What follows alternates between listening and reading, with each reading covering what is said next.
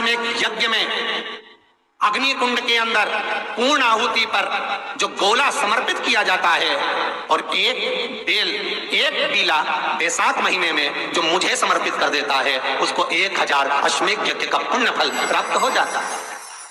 मात्र एक बेल। बैल है तो उसकी भी पत्नी है, कुत्ता है तो उसकी भी पत्नी है। हर जन्म में पत्नी जरूर मिलेगी, बच्चे जरूर मिलेंगे, सब कुछ मिलेगा, सब कुछ।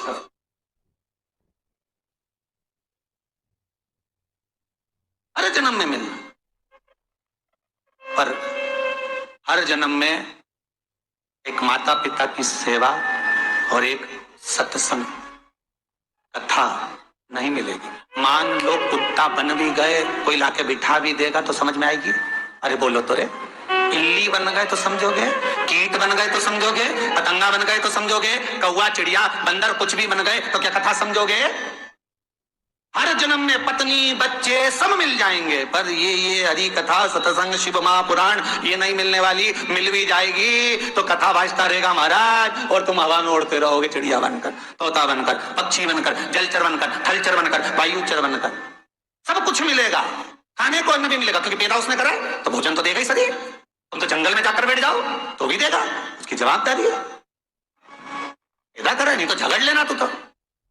पैदा तुमने करा है तो भोजन क्यों नहीं दे रहा है? कारण क्या? कई लोग रोते हुए आते हैं, हमें बड़ा दुख है, बड़ा दुख है। काय का दुख? भगवान पर विश्वास रख, भरोसा रख शंकर पर। दुख कैसा? उस पर भरोसा रखकर उससे कहो, उसके दरवाजे पर जाकर कहो, हे कालों के काल महाकाल मैं तेरे पास आई हूं, हे शंकर मैं तेरे पास आई हूं, तेरे भरोसे पर आई हूं। पैदा तूने करा है तो दुख भी तू ही काटेगा। मैं संसार के सामने जाकर नहीं रोऊंगी तो तेरे दरवाजे। इतना विश्वास होना चाहिए। तुम जबरदस्ती सास से झगड़ा कर रही, हमारा इतना सारा माल बचा लिया, जेठानी को इतना दे दिया, देवरानी को इतना दे दिया, हमको कुछ नहीं दिया, उससे क्या को झगड़े डोकरी से? उस बूढ़े से क्यों झगड़ रहे हो?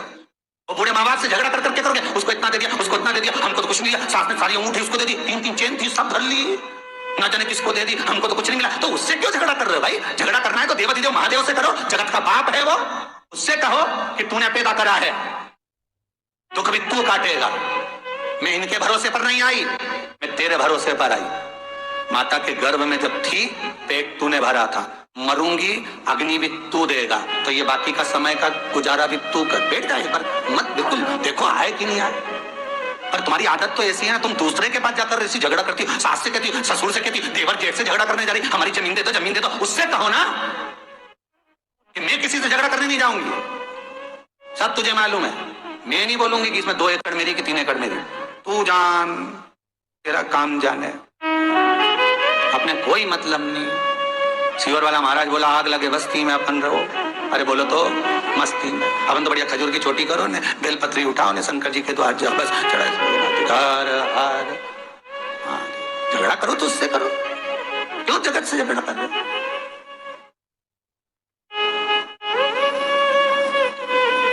क्यों किसी से कहा जाए?